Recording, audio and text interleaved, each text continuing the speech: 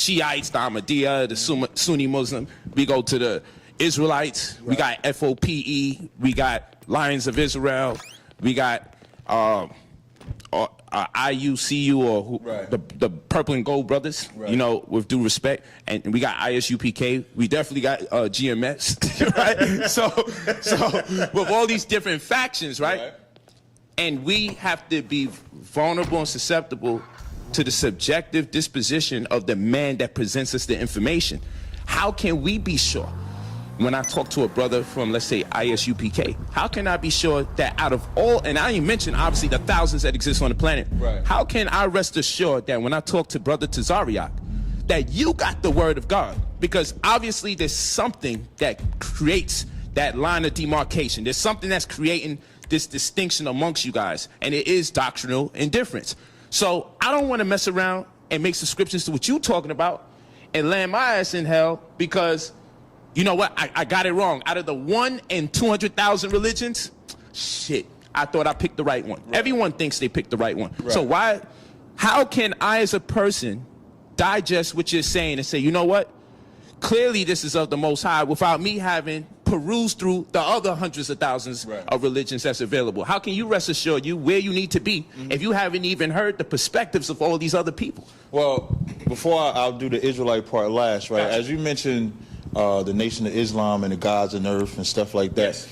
You can have Nation of Islam as Arabs, as blacks, as white, Chinese. You can be whatever race you want and be a Muslim.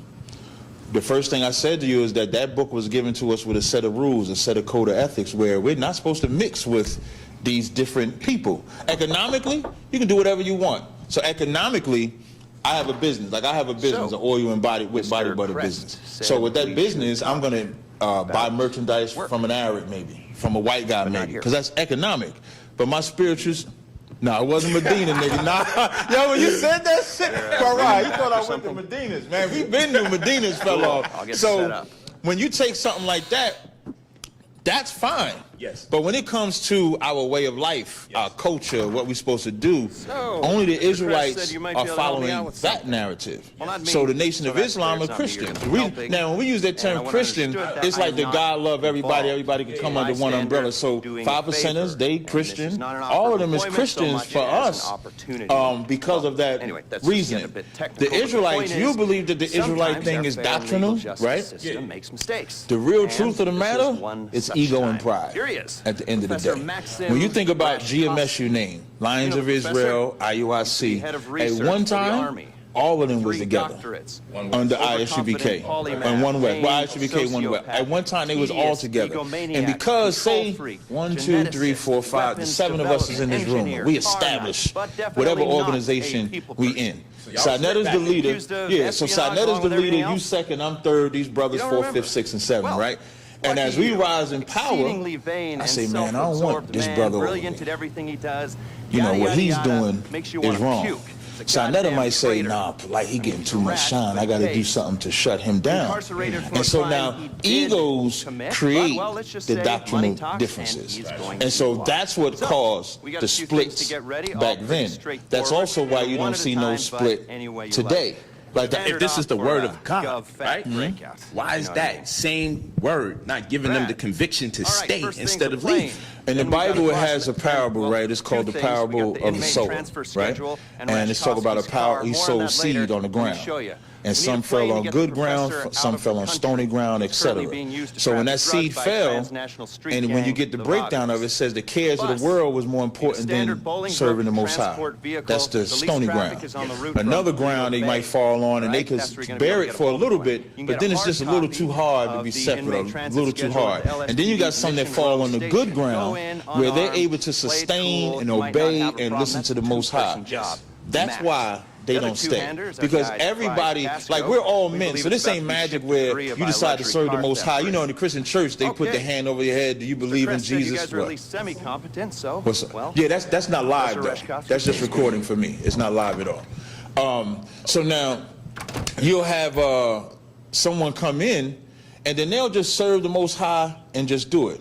But this ain't magic in the sense of you come in here and you say, man, I'm going to be down with y'all or whatever, and then we put you in some machine like the Matrix and zap you, and then you just doing what it is. Understood. You still have to fight whatever demons you had before you came into this lifestyle. I dig it. So sometimes them demons are more pleasurable to you than actually serving the Most High. Now, can a man be righteous?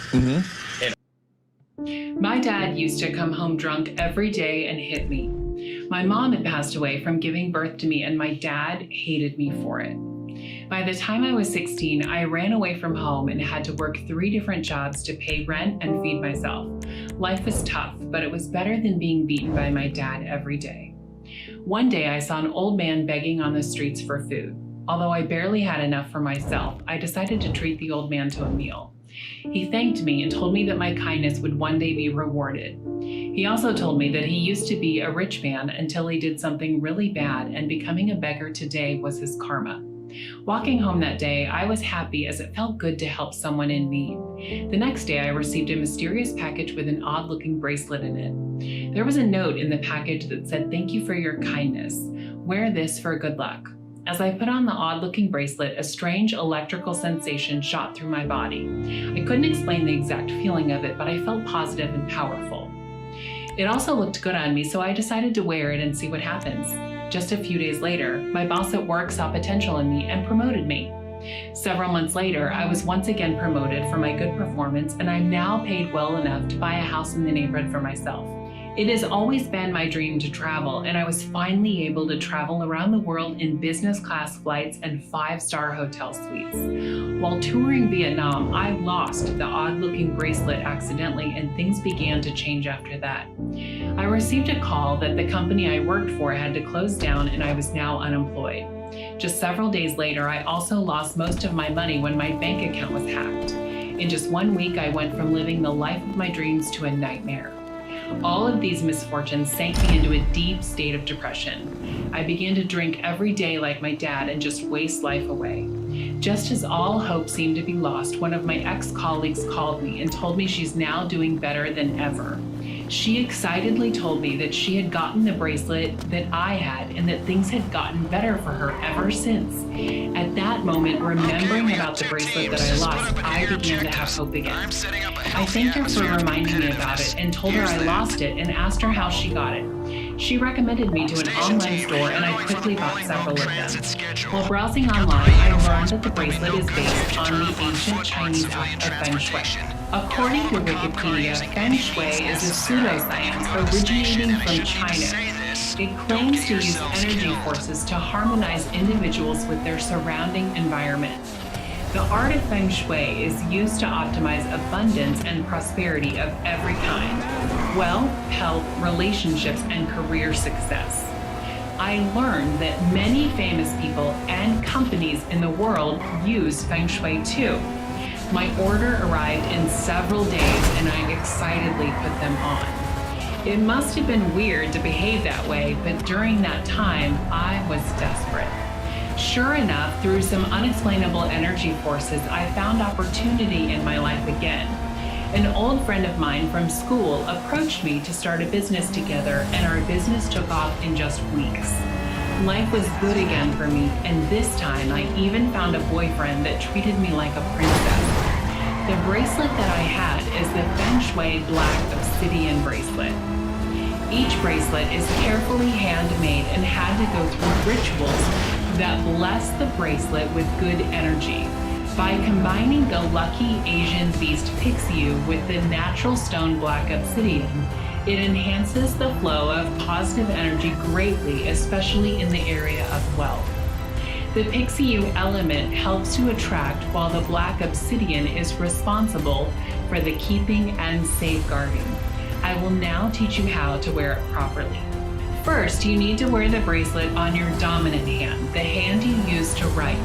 You also need to make sure that the head of the Pixiu is outward so as to draw energy from all directions. Before and wearing it, you also need to remember to touch it frequently. This is to let it know that you are the master and it should assist you.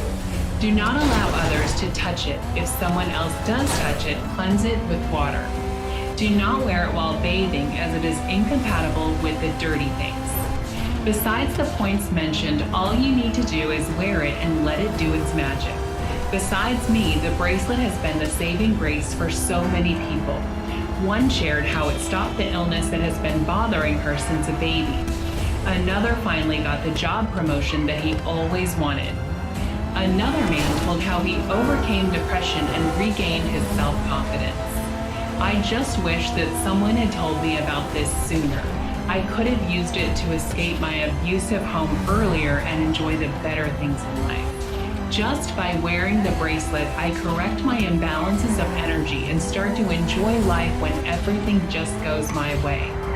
It can all be achieved by wearing a simple Feng Shui bracelet, and it can work for you too. You have nothing to lose except all of your bad energy, bad luck, and misfortunes. Click on the Shop Now button to get yours and experience a more abundant life today.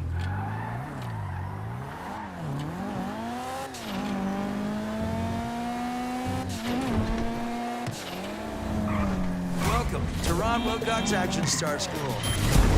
My whole life, I've dreamed of becoming an action hero.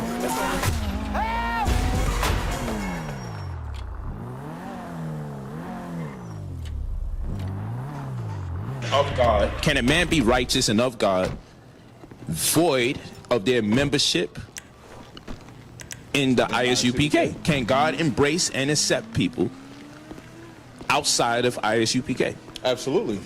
We would never say, like a lot of people, like we have that stance of we're not affiliated with nobody. That came, but that came into effect. There was a video. We started saying that I think in like 2011 or 12. And the reason why we said that is because there was right on time, because I came a year after.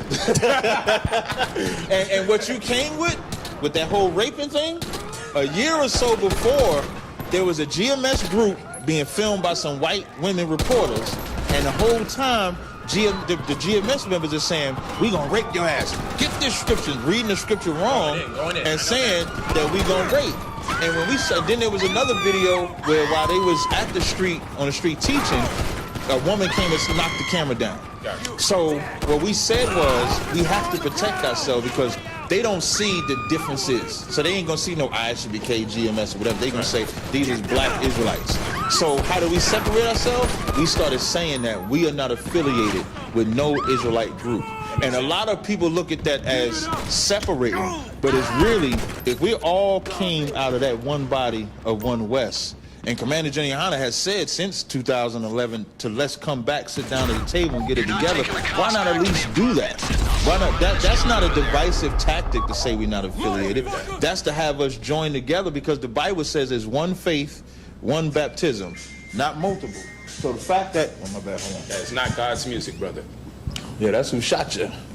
Most High is a gangster. He ain't singing no pussy shit. Excuse my language. Oh, so, boy. All right, hold on. Now, hold on. So now let's cover some real talk. I like what you're saying. I ain't gonna go against anything that makes sense. Right. So I like what you're saying as far as if I was an Israelite, and I'll tell you this: if it wasn't for GMS in them, there was a time I was considering, because I've been having my Israelite experiences when I was unconscious. Right. You know, you brothers be on the streets. Well, you ain't really all the way conscious just yet. I mean, you come on over. A biblical brother telling me I ain't all the way conscious. All right. I done heard it all. They say the best comedians come out of this East Coast. So what I'm gonna say is, I know you brothers, particularly you. I want to know if you still stand on it. That 1 million. You could change the word brothers. 1 million brothers or saints or prophets, right, alongside the Messiah. It's going to crack the clouds. God is going to crack the clouds, and 1 million of these cats are going to come here and save our people, and it's going to be bloodshed. You could rearrange it however you got to rearrange it. But is Jesus coming out the sky? Is the clouds going to crack? Is he going to crack the sky? And the clouds crack, and he's coming out here and he's banging? Is this for real? Yeah, I mean, that's what Revelations say. That's not, hey, put your phones on vibrate for me. That's what the scriptures say. Recording? Yeah, that's what the scriptures say. So okay, I know the scriptures say it, but I want to know, do you believe, what is it, 1 million, millions of people? 200 million. 200 million.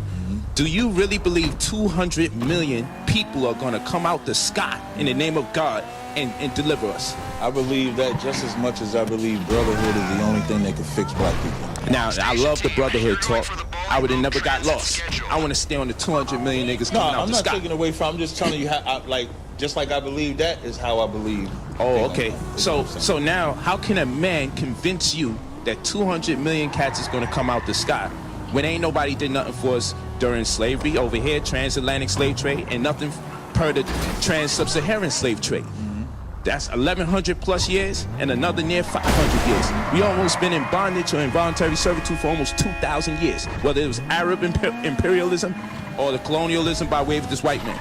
Ain't 10 niggas come, ain't one nigga came out the damn sky to help us in between all that time. So how we up there Annie and say 200 million people gonna come out the sky? I'm not all the way familiar with the 1,100 years. No doubt.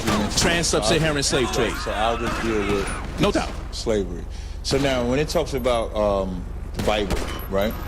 From Genesis to Revelations, every chapter, verse, inscription, or whatever, I follow and believe it. Understood. So again, on the beginning of this interview, who convinced you? How is you as a black man seeing what we subject to as a black people, right? Because what I was gonna say is there was a time I considered joining the Israelites. Right. Because I like the aggression right. and the concept of brotherhood. Right. That's the part I fuck with. Right. So if I was gonna be a Christian or an Israelite, I'd be an Israelite ASAP. You feel what I'm saying? Right. If I'm gonna fuck with religion, I would be an Israelite. I just can't fuck with that. You know, the kingdom God is coming so we can make babies with children. Not, you know, them niggas. That ain't no, they was the first people I got exposed to. Okay. You know what I'm saying? They was the first ones that I met when I was I unconscious. got you. You know, so what I'm saying is, you being a black man here in the hells of America, right? And seeing what we got to go through in this lifetime, and having some idea of what our people went through in a most immediate and recent lifetime that you didn't exist in. How can someone tell you that 200 million people can come from the sky to save us when nobody came to save us in between the period you've been alive and what your parents had to be subject to, and so forth and so on? How could you believe that when a man tells you? Because we know you only know this because a man told you, because you wasn't born with this information. Someone had to indoctrinate you or kick this knowledge. Well, the Bible tells us you got to save yourself. You read that in the book of Acts, I believe it's the 4th chapter. So before anybody cracks that sky, we have to first save ourselves. And you save yourself by taking ownership of being responsible for what you did. Black people, the worst thing that they never want to do is be responsible for the position that they're in. I think it's irresponsible to tell black people 200 million homies is going to come out and bang. See, we don't tell black people that. But it's in there. You know about it. What I mean by when we tell, it's not like a selling point. Not so much that it's not a selling point. Like the scriptures say, be seasoned with salt. How you ought to address every man. Okay. So the brother that's addicted to drugs, or the woman that's been molested, or the brother that was raped, or something like that. Yes. Them hearing the sky gonna crack is not gonna save them, because now I'm giving them the same fairy tale the pastor gonna give them. I have to give them a greater medicine. So the conversation with them is gonna be different. Now, if you coming into the classroom and it's a certain subject matter we talking about and that happens to come up, then yes, it is discussed. So, but back to the original premise, slavery happened because we didn't have the brotherhood that we should have. But the question is, how could you believe that with you and your experience I'm gonna get to it. as a black male, right, and not seeing no one come to save us? How could you see 200 million coming out the sky no sweat, to save us? I'm gonna answer it. All right. For 33 years, I walked this planet. My mother grew me up Christian. When Malcolm X came out, I started listening to all his CDs. I was almost a Muslim because Malcolm X, talked so strong. But I was also a drug dealer, right? I also had sex with whores. I also did a lot of evil shit, stole, robbed, whatever it may be. I did all of that. There was nothing on this planet at that time that could get me to stop. Brotherhood was the least concern to me. My father wasn't around. I had a younger brother I didn't really give a fuck about because my father used to beat me. I had a twin sister and a younger brother. For whatever reason, my father was jealous of my relationship with my mother, so he used to fuck me up. So I never cared about my brother until I was about 25 years old. There was nothing that could change me to be anything but selfish, right? And then about 34 years old, or the end of 33 in 2009, I started hearing about this Israelite stuff. And so, I'm 45. You're a good 45. Go ahead. Badass 45, if I should say. After that debate with me, you started eating better. Yeah. So at 34, I started finding out that we these Israelites. So I'm like, let me delve into this, similar to how you was, let me delve into this information. And so as I'm delving into this information, I didn't start off with ISUPK. I started off with some brother from Chicago. He had like 7 other brothers and sisters. We used to be on conference calls. And then they fell through. But one of the brothers I was cool with, and I asked him where was the truth at. He said ISUPK. I never heard of him. And then I went to ISUPK, started going to the classes. And then I started seeing brothers from Louisiana, from Philadelphia, from Florida, from New York, from South Carolina, from all over the globe, from Chicago, all over the globe, coming together under this premise that the Bible gives us the solution. If we just follow these law, statutes, commandments, this will fix us. And I see it grow and grow and grow and grow under that discipline, following them scriptures, following that Bible. That's why I said, just like I believe in the brotherhood, I believe that sky gonna crack. Because the only thing that made me change and the other brothers in ISUPK change is that book. Properly. Okay, watch this. Watch this. I'm gonna tell you some of my background. No sweat. Because we superheroes, that's how I look at it. The leaders in the community. You know, we get bit by a bug, hit by something, electrocuted, and our shit changes. That's black people's story, in my opinion. Right. You know what I'm saying? We go through some real traumatic shit, and we just make a change in our life. Right. Most people die from it. Few of us come out of it, and we able to empower everybody else. Right. So, like in my scenario, with my pops, he used to beat the shit out of me too. But he suffered from alcoholism. So he Mine was a dope. you know what I'm saying? He come into the crib, I see red in his eyes. I'm like, I get the fuck out of his way, because I already know I knew what type of time he was on. Right. Now my sister would tell, you know, my aunt and my grandmother, which was his mom's, to get him off. You know, me, I never said nothing, because I never knew my mom. My mom died the week I met her when I turned 17. I had 7 days with my mother, and she died. You know, so. With my pops at that time, my shit was reversed. Everybody was like, I never knew my father. I was over here, I never knew my mom. Right? You know what I'm saying? So for me, despite how my pop beat me, I still loved him. And I was like, yo, I didn't want to tell on him because I didn't want to be responsible for having no parents. So I'm like, I'm going to just endure this shit so at least I can keep my father in my life, right? Because I saw what the women were doing, because whenever he left, they were building. They had no respect for the fact that I'm listening. And I said, yo, he on the way out soon. You know what I'm saying? So I wouldn't dry snitch. If my pop hit me in a way I wasn't supposed to be hit, I just sucked it up. You know what I'm saying? And I'm going to keep my pop in my life. But anyway, he left me on my birthday, age 8. You feel what I'm saying? So he left. Then my grandmother died. Then I'm homeless. Then I'm in a shelter, juvenile detention facility, locked up in Rikers Island. Locked up most of my goddamn life most of the time. So anyway, what happened is when I get locked up, second to last time. I have to be quiet if they come. No problem. When I get locked up second to last time, when I come home, my wife tells me to read or leave. She gives me an ultimatum. She said, I can't do this no more. I said, we can't do what? She's like, yo, the first time my daughter hugged me, it was in Rikers Island. That's the first time my daughter ever gave anyone on the earth a hug. Right. And it was after I had to strip naked, open my legs, cough, to the delight of this fucking white man, and then get a visit. Sometimes I turned down my visits because it was too demeaning. Right. And my wife had to beg me to just take the fucking visit. You know what I'm saying? So I go and I do the visit. I build with her, my daughter hugs me. And I remember that when I come home, I said, all right, bet. I'm going to start reading.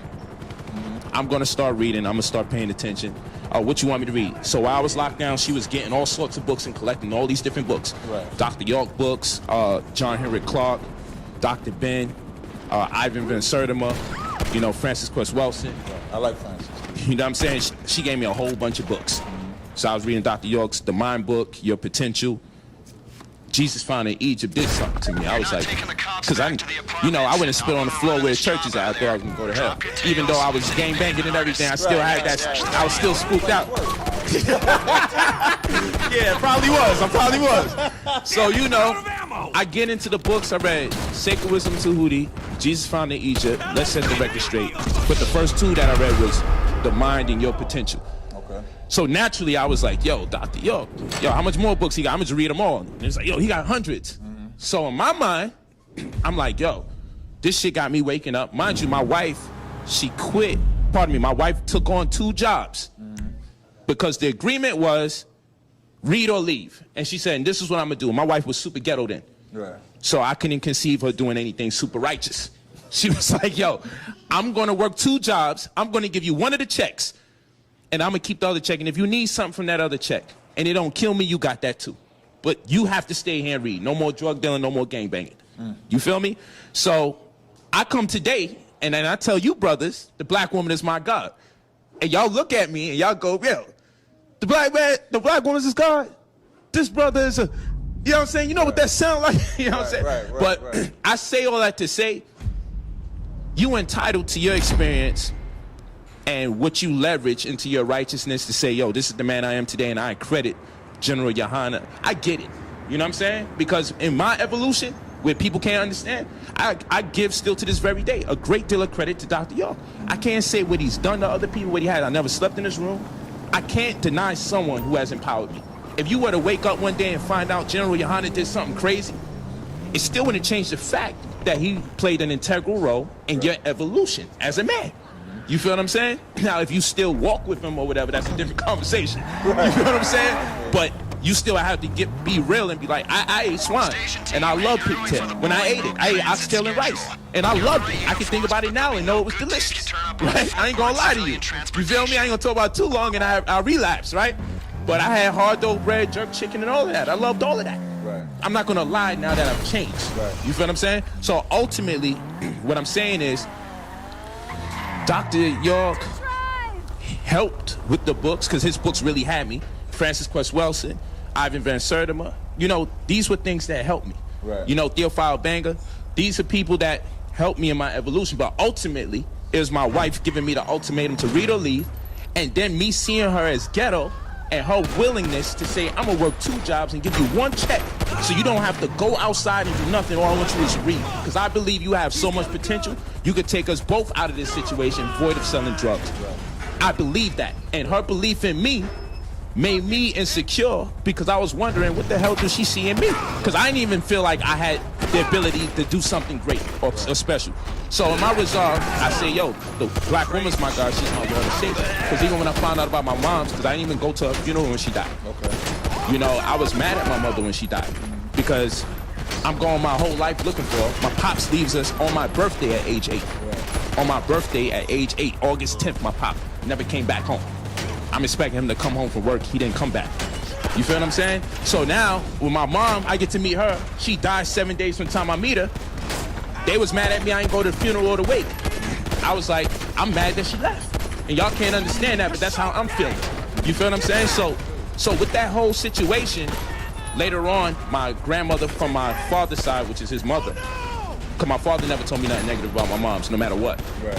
But his mother, my grandmother, told me that my mom was so she couldn't have children. Then she found out she had me, because my sister's Michelle, I'm Michael, so she's older than me. And then she was told she could die if she do have me. And she still chose to have me. And then gave me to my father and ran off. I don't even understand all the running shit that my parents were doing, but she ran off, right? So she still saved my life at the end of the day, because abortion was available still. You feel me? She could have got rid of me. And in fact, my pops admittedly said, yo, when I asked him, I said, what's up with this? Because grandma told me before she died that this was the deal. He was like, yo, not only is that true, I was telling her to abort you because I was playing ball. I was like, Pop, out of all the honest shit you could give me, you got to give me that. So ultimately, I'm saying the black woman has saved me so much times in my life. When my pops was gone, my grandmother held it down. I called her mom. My mom could have died having me, but she still chose to have me. You know what I'm saying? And then my wife ultimately showed in that test of faith, I'm willing to work 2 jobs. What black woman will work 2 jobs, give up 1 check and say, all I want you to do is to read, because I believe you're going to take us out of the situation. So in that, I could go out here and evangelize. Yo, the black woman is your God. She's your God, right? But what I do, I say the black woman is my God, right? Because that's what happened to me. And I see you, and I understand what happened to you, because you've seen the power of General Yohana's ability to organize, especially black men. But that doesn't mean that the Bible's correct. You know what I'm saying? I'll tell you what it does, like, Because prior to, I used to be like, well, before I talk about myself, like I did a lecture called The Cure for the Hatred Between the Black Man and Black Woman. I could have used your story as a part of the lecture, because that's a rarity where you have a woman really support the man, because most of the time if a brother don't have a job and a woman has two jobs, you know, she beating his back down.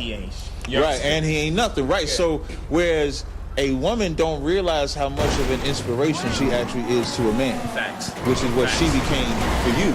Like the greatest treasure from the biblical perspective, the greatest treasure on the planet is a woman.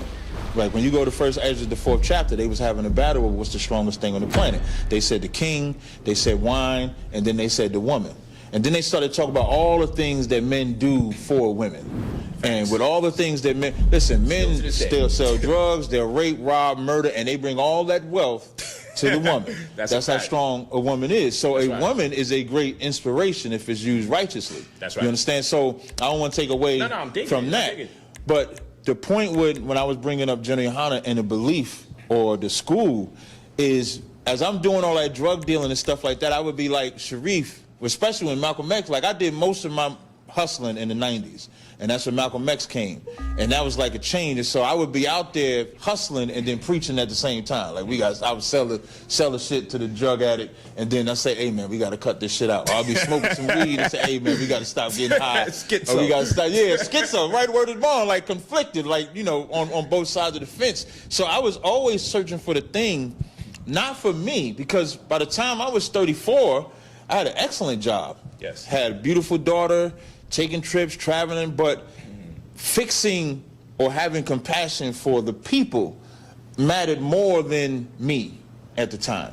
So I needed something that didn't make me satisfied. Like what the story you're telling satisfies you. Yes. And it should. I don't want to take away from anything that you're saying. So that is your story, that's for you. But it's not enough for us to have stories as individuals. We have to now bring that story that can make him get better, her get better, him get better, the kids get better. Because when we're gone and we're dead, what are we going to leave behind so that our other people that's coming up after us, they can take up and build with it? Yes. The Bible is the blueprint because it's not personal, it's not emotional, it's not selective, it ain't subjective. It's say, do this, do this, do this, and you'll be fine. And doing this, we have produced a level of brotherhood that's, and when I say brotherhood, I should say sisterhood too, because we got strong ass sisters too. Okay. Not strong in the sense of loud mouth or anything, but strong like for the work that they do. Okay. So that has produced something that's unheard of. And it's only, the biggest part is because somebody may say, well, the church has this amount of people, or the Muslims have this amount of people. But this is strictly for our people and our people only. And that's the one thing black people don't. We don't have, anytime black people want something for themselves, there's always somebody trying to incorporate or mix in. You can go to the Negro League, you can go to Black Wall Street, you can go, so many examples, Rosewood, where we have our own cities, and it's not enough. It's like a threat to everybody. You know what I mean? Yeah. So now, if you have brothers standing together, you still gonna have to fight. Remember, you said you can't have peace. You said my version of peace is war. Yeah. Now you can't say that, but you can't have peace without war. So even though we coming together, that don't mean oppression ain't gonna keep coming.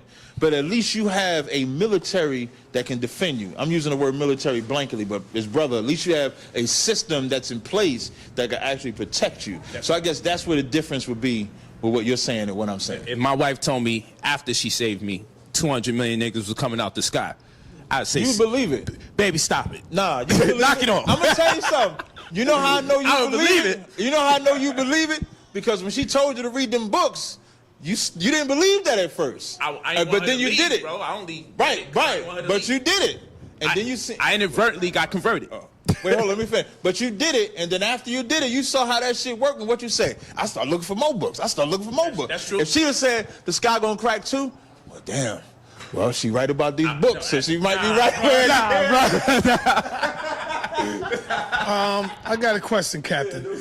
You said that the Bible is the blueprint. Where was the blueprint during 400 years of slavery? Because our ancestors, that's all they had was the Bible. There was no other book on the planet That's right. that the white man would allow them to read. So all they did was put their faith in God, put their trust in God, but that didn't stop the white man from castrating them. That didn't stop the white man from burning them and lynching them. That's right. So when you say the Bible is the blueprint, that's hard for me to get, brother. That's hard for a lot of us to get, you know? That's right. You know, me and Polite had a sit down, well, not a sit down, we was on the street, and he had mentioned that the Bible is a white man's book, and that's going to be what the debate is about, so I ain't going to give you too much on this. I hear that. So, Yeah. but I'm holding on. when you say, I'm trying to steer so away when you say, we had the Bible, we actually didn't have the Bible. We had whatever the slave master gave us. I mean, like Polite said one time, the slave master controlled what we ate, so he would make sure that you wouldn't get the most nutritious food. You understand that, Yeah, right? yeah. So when it came to that Bible, he wouldn't give us the nutritiousness that came out of that Bible. He would only give us what would kill us in that Bible. So he would take a verse to say, servants obey your masters. That's what he would take. And he would read that, see, it says servants obey your masters. He won't give you the subject matter. He won't give you who it's talking about. He won't give you what it's about. And for a slave, thinking this is going to get rest from the master, he going to serve him. He going to listen to him. So they spoon-fed us garbage. And then you had, like that movie Nat Turner, which ain't all the way accurate to the book. But the part that is accurate to the book, when they would have Nat Turner reading the verses and stuff, Nat Turner was initially reading the verses that the master told him. And then he started reading, let the high praises of God be in their mouth and a two-edged sword in their hand to execute vengeance upon the heathen. The master didn't like that. You know why the white guy didn't like that? Because that was nutritionist to make them turn against the master and no longer serve him. So now Nat Turner went from serving them terrible food to now he's starting to give them cabbage and vegetables and corn and some meatloaf or some healthy shit to eat. And so that was a threat. My nigga because if the they meatloaf in there. I had to put some, that's the first meat that came to my head. Every time I'm walking with this as Nat start giving them good food, they start saying, no, we got to control that. They would tell him, don't do that, because God forbid we get inspired by that book. So when we had that book during slave time, it wasn't the right thing. So you can't say that we had the Bible during slavery. You can only say that we had whatever